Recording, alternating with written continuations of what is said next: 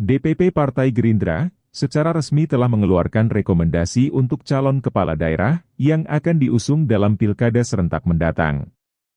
Untuk pilkada di Kabupaten Tabanan, rekomendasi diberikan pada pasangan Inyoman Mulyadi, Inyoman Ardika. Rekomendasi diserahkan langsung Sekjen Partai Gerindra, Ahmad Muzani di Tangerang, Banten, pada Minggu 11 Agustus malam. Dengan keluarnya rekomendasi ini, pilkada Tabanan tampaknya akan berlangsung lebih ramai. PDIP kompak mendukung incumbent, yakni Komang Gede Sanjaya.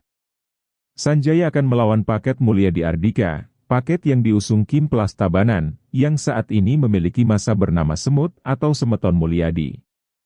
Mulyadi adalah ex-ketua PAC PDIP Kecamatan Kediri.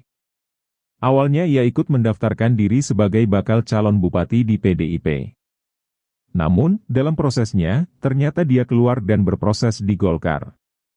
Ia pun telah mengantongi KTA Golkar, dan mendaftar untuk menjadi calon di Pilkada Tabanan. Alasan dia berlabuh ke partai lain lantaran kecewa. Sementara Ardika alias Sengap adalah pelawak Bali Celekontong Mas. Ia mengaku terjun ke politik lantaran diajak langsung Nyoman Mulyadi untuk mendampingi. Puspawati Bali Post melaporkan.